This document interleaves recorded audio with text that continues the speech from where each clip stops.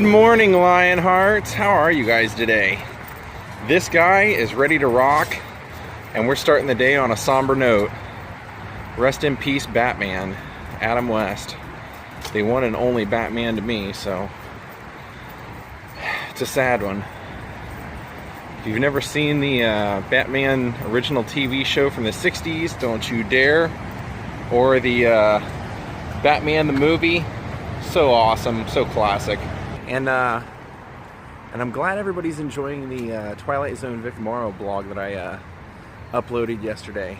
One of the things that, you know, I am one of those people who I feel that in many cases showing gruesome things is not a good idea and it's in poor taste. But if it's not too gory, if it's, I didn't feel that footage that I showed was gory, but it's a historical documentation, and I think that the footage speaks for itself. I think that having visuals in your mind of what actually happened are strong, and I personally will always try and give a disclaimer that I'm going to show you something like that, but for historical sake, I am going to show things like that.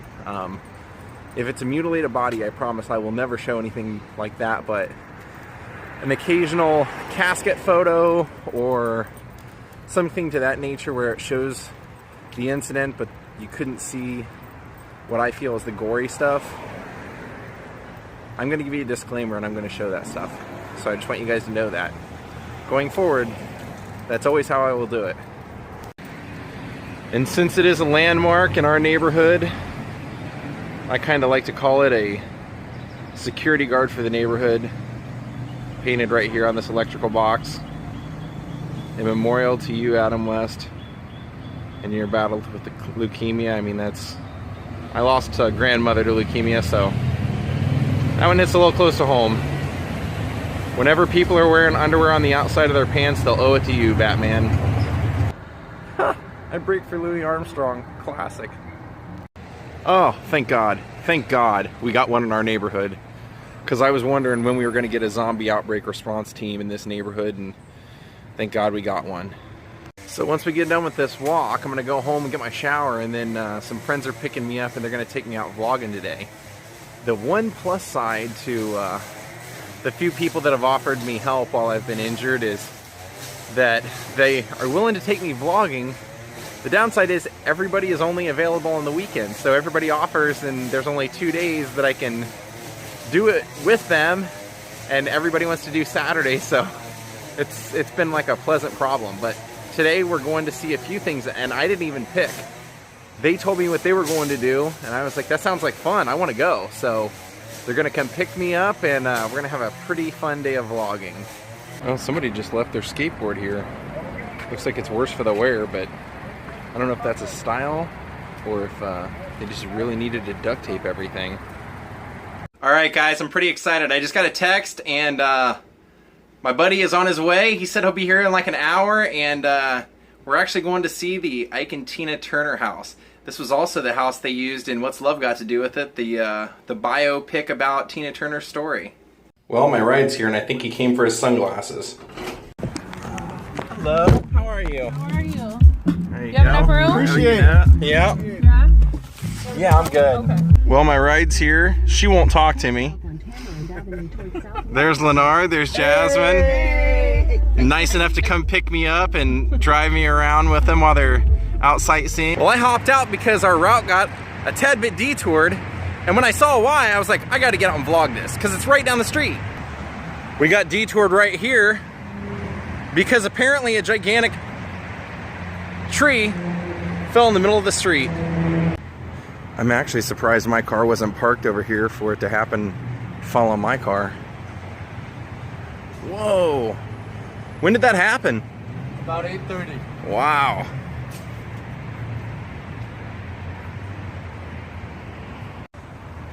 Look at that. Landed right on somebody's car. Jeez, man. How did that happen? Holy cow. What the heck kind of graduation? No, choir. I was like, I've never seen yellow and pink robes like that. Wow. Completely tore up the concrete and everything. Sidewalk, jeez. Remarkably, that car actually didn't look really damaged. I mean, from what I could see, I didn't see any broken windows or any dents or anything like that. They might have got lucky. All right, man. This guy built himself a whole costume. Put on this like robot costume. I've seen this corner before. I was just telling everybody in the car that there used to be like this bike / helicopter deal that he had sitting right here that was some sort of invention. Well, we made it out here to a neighborhood they used to call the Black Beverly Hills. And they're actually doing some work on it right now, so we might be able to talk them into letting us see it. But this was the house where Ike and Tina Turner lived for a long time. In fact, this was when they relocated from St. Louis. This was the house that they were living in, and this is actually where, when Ike and Tina review and they got the Ikeettes, he invited the women that were going to be Ikeettes out here, and this was where he hired them, or Tina hired them when they said, "You're in the group." One of the earliest members of the Ikeettes was Bonnie from Roseanne. She was 15 years old. She was the only white person in the band, and she had actually, her mother had given Ike parental rights to take her across state lines so that she could perform with the group. And this is where they lived. This was actually the house they filmed What's Love Got to Do with It in, and it's for sale now. And what's interesting is it looks like, because they're renovating it, that maybe everything's been taken out of it. But at one point, when it was for sale like a year ago, the people that lived in it now were the same people that Ike had sold it to. And he had sold it to them with all of the furnishings and everything inside of it, with the original couches. The lady who owned it actually covered the red like velvet with this kind of khaki thing. But this was the house, and this is the house where, when Tina was asked by Phil Spector to sing for him, and it was pretty interesting that Ike was even willing to do that, because Ike was extremely controlling. Part of the reason was he knew that Tina was an immense talent. Part of it was that he was heavily in competition with people like the Stones and the Beatles. He felt like that was his direct competition, and so he was paranoid about everything. He was constantly paranoid he was going to lose Tina. And but Phil was willing to pay 20 grand to have he was willing to pay 20 grand to use Tina's voice. And Ike felt that that was one of those situations where you know, they weren't stars yet. They hadn't had a hit, and they thought, Ike thought that this would be a good like breakout for Tina, which it was. But Tina said this was like one of the worst experiences of her life, because Ike had said, and it looks like we're going to be able to go in and tour it. Apparently Ike wouldn't be in the studio all the time, and Tina was forced to do the very first line and the songs that Phil Spector produced so many times, like she said over 100 times, to where when you hear the recording, the very first line, she overpronounces the first word so hard because she was so tired of recording it.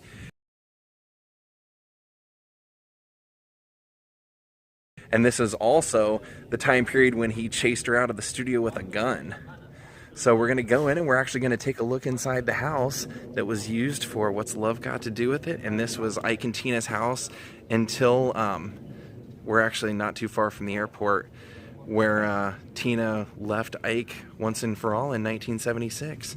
On their way to the airport, she finally had just had enough and decided to start beating him and kicking the hell out of him when he was beating her. And she took numerous beatings in this house. If you've read her book or you've seen the movie, you know the stories. So let's go in and take a look.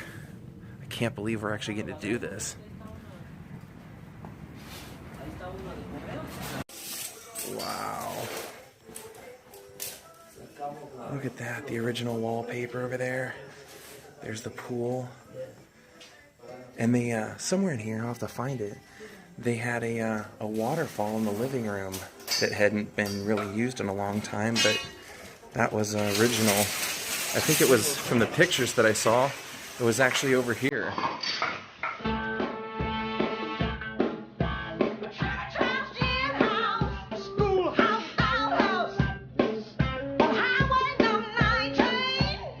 And here's the furniture I was telling you about. This was the furniture that Ike bought and that's lived in this house the entire time. Those are the original curtains. Look at that. The original couch. That is insane. The original couch.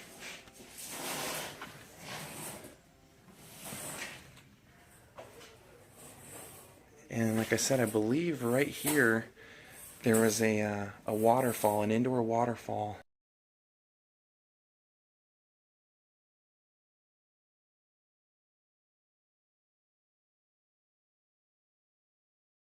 That you could see in the movie. Let's go walk through the house.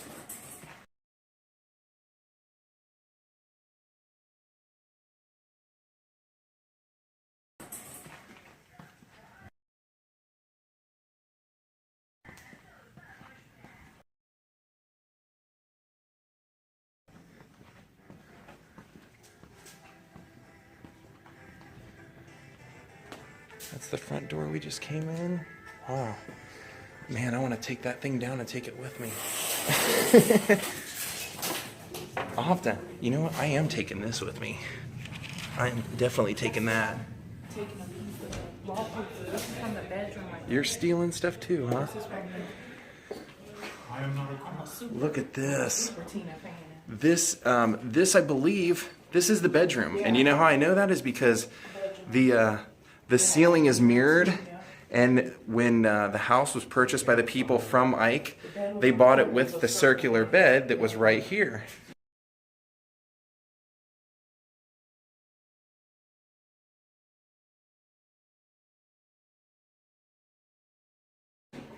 That is insane. And you know what? I'm going to take this whole chunk with me, and maybe we'll do some sort of giveaway, and some fans can have a piece of Ike and Tina's wallpaper, because there's a handful of pieces over here. And you know what? I'm actually going to take one for my buddy Adam the Woo. I think he might like to have a piece of this at some point, maybe as well as Scott Michaels. So we're going to take that. That's the inner workings. There's the bathtub. That is so crazy. Man, can you guys believe that we are inside? I can't believe that they're renovating everything. I really can't. I almost wish I would have brought my good camera today, but I just didn't think that it would be a big deal. Man, can you believe that? If you haven't seen What's Love Got to Do with It, go watch it. That was Tina's story. And one of the things about that is just, you know, it sounds like, from everything that I understand, is that Ike's competition with the Stones and the Beatles and trying to be the absolute best pushed him into a situation of being a hopeless drug addict, as well as a perfectionist when it came to recording and creating music and trying to have a hit. So made him pretty unbearable to be around, and that's what actually pushed him to really beat Tina so often. Look at this old wallpaper.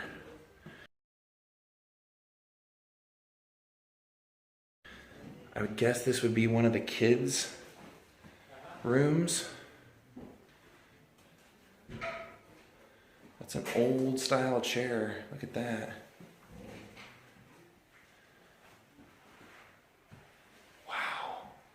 I love this kind of stuff. What are the odds that we would come here today and these guys would be cool enough to let us walk around and take a look?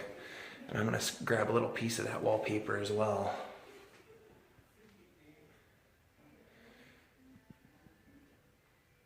Now what's really fascinating also is that once Tina left Ike and she got away, he sued her. He sued her for breach of breaking their club gig dates, and he actually tried to sue her for her name. He luckily had not copywritten Tina Turner. That was not her name. Her name was Tina Turner professionally, and he tried to take that away, and she ended up having to go on basically food stamps for a while, living with friends when she left him, and eventually would work her way up to getting a deal with Capitol Records EMI, basically through the help of David Bowie. David Bowie had met her in the UK while she was out trying to make a comeback. He liked her, invited his record company to come see her, and for a long time, and the record still may hold, Tina Turner was the highest grossing selling live act for a woman in the history of rock and roll. So this was part of the bedroom as well. I think that took us into the bathroom right in there. And we are in the bedroom now, so we're gonna walk around. I wanna take a look outside. I just wanna see what all their property would have looked like if you lived here. Man, I can't believe we're getting to see this. What are the odds that we would come on this day? That was theirs? I mean, yeah, like, one thing that I read and that Jasmine read as well was the people that were selling this in 2016, I don't think it's been sold. I think it's still on the market because I think there was still a sign out front for sale. We'll check when we leave. But one of the things that she said was that when she got the house for Mike, everything came with it, and she had done very little altering over the years.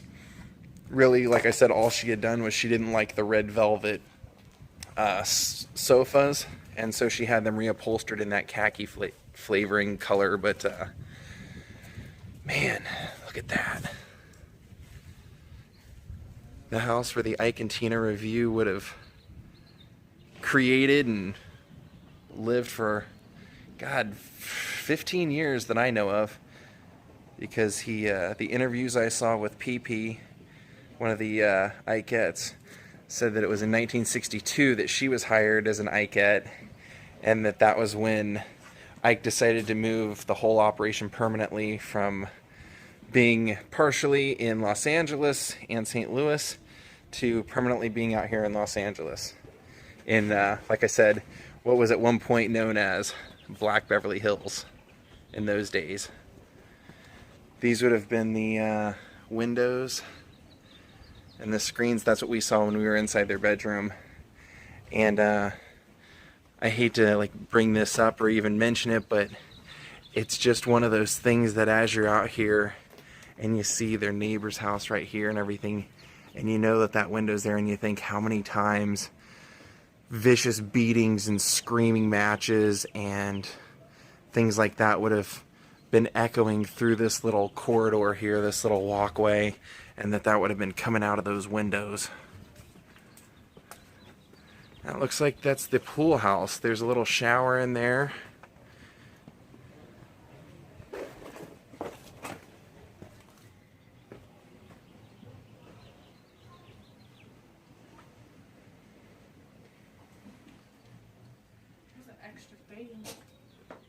Wait, what did you find? I found 2 albums of the same person, Oscar Peterson. Yeah, jazz. Great guitars are on Verve, different things.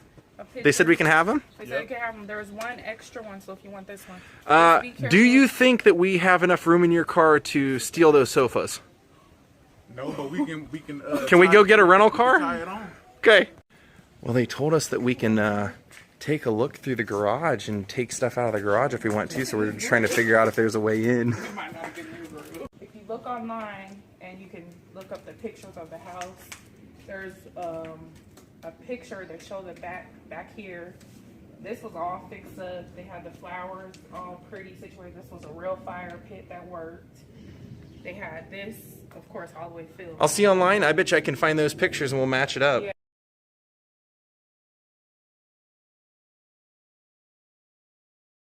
Yeah, and I think actually those same type of flowers were here when Ike and Tina lived here too, those purple ones. Since they're renovating the house, the guys basically told us we can take whatever we want, so we've just been over here like picking off tiles off the fire pit and stuff. Here's a broken one. I can get you probably a whole one. So I'm sure there's somebody out there going, dude, I wish you would have got more. But I've got my arms full right now. If you saw all the stuff that I'm taking with me. Whoops. Leonard's trying to take this big chandelier thingy that I was looking at earlier, but they said that the homeowners are keeping a few things, and one of the things that they're keeping are the sofas, thank God, and some of the little chandeliers and stuff over here. And here's the original phone. I'd actually seen this in the ads and stuff for the house sale. If somebody already bought it, they're gonna move it. There's another record over there. Actually, there's a handful of LPs, photos. Wow, look what we just found. We found an 8x10 from the Coconut Grove. Let's see if anybody will let me have it here. And then there's the original washing machine. There's the original blinds. And there's all kinds of oddities in here, like old electronics. It definitely would not have been theirs, but this could have been theirs. This old washer and dryer. That old green washer and dryer. There you go. There's some more LPs. There's an LP case that I'm going to probably take with me. Since they said it's cool. And then all the stuff in the garage is the stuff that they're keeping, so we don't want to bug any of that, but I do. Oh, that's the bed. That circular thing, that's the bed in there. That is awesome. I just gotta show it. Yeah, that was Ike and Tina's bed. It's amazing that that circular bed has lasted all these years.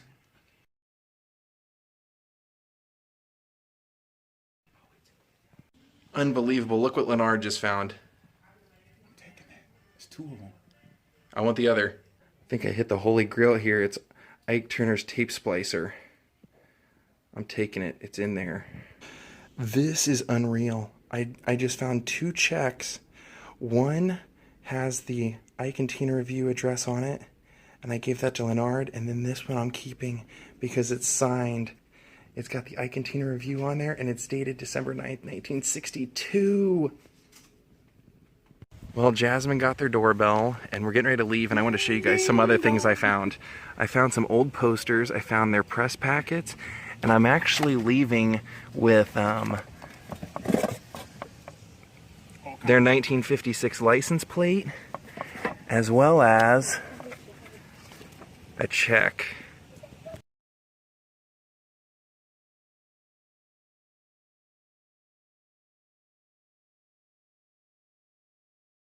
I'm absolutely stupefied that we got to go through Ike and Tina's house and basically take anything that wasn't in the garage that we wanted. And wow, now this guy wants to go to Farmer Boys, even though they've upset me the last couple times I've been here. So he's threatened to get physical if they mess up our food.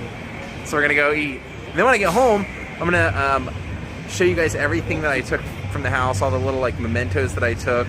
And I actually have quite a few of they were big envelopes for their press releases, and it has their address and everything on it. So some friends, Patreons of the show, you're gonna get some gifts.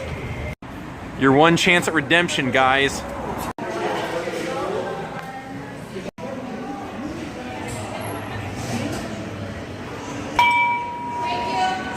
Well, I came home now, and I've laid out everything I got, and I'm going to show you guys what all I brought home with me. Because it's pretty fascinating stuff.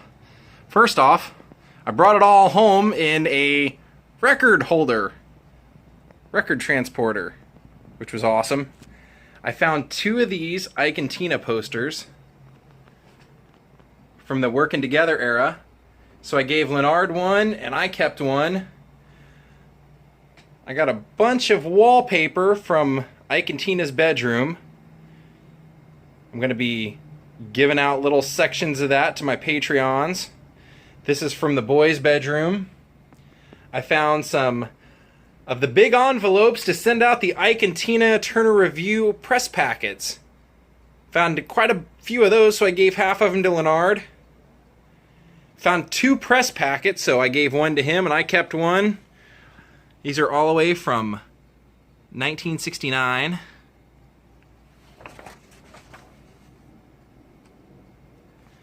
I took one of the tiles off of the fire pit. I found a stack of original ivory soap. I just thought it was so fascinating that it was in the original form, unopened. They probably had 7 or 8 bars. I took one. I took a Ravi Shankar album that I found. Looked pretty much brand new. I took what I have to assume is Ike Turner's film tape splicer. I worked around reel-to-reel tapes for a while, for about 2 or 3 years, so I definitely recognize this kind of stuff. It was in their office, what was the Ike and Tina office, where I found most of this other stuff, so I know it had to be his. I found an 8x10 of when you would get your photo taken at the Coconut Grove, the Ambassador Hotel, and the back actually has a picture of the pool. Pretty cool. Look at that. I found their license plate. Can you believe that? 1956. Their license plate. Now, what I think my favorite part of everything that I found was this. The check. The check. The Ike and Tina review. So what I decided to do was, since I had an extra poster frame, I went ahead and put the Tina and Ike poster in there to kind of flatten it out, but I'm actually going to turn this into a whole little montage. I'm going to put a little bit of their wallpaper, probably put the check, press packet, stuff like that in there. As far as vlogging goes, this was one of the most unique, interesting experiences I've ever had as a vlogger, and man, it just wouldn't have happened if Leonard, Jasmine, if they didn't come up here, Amaya, if they didn't come up here and we're going to go there, none of this would have happened. So thank you to them, and I'd say that Leonard earned those sunglasses today. I think that looks pretty good. I managed to get quite a bit in there. Got the poster, got the envelope, got the check, got the wallpaper, got the press packet, envelope, got the kids' wallpaper, and got part of the tile from the fire pit. Good day.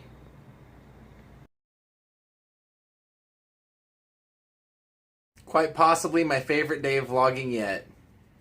I don't know. I've got to do so many things since I've started doing this and had so many experiences. I never know what the next day is going to hold, and I think that's kind of what keeps me doing it.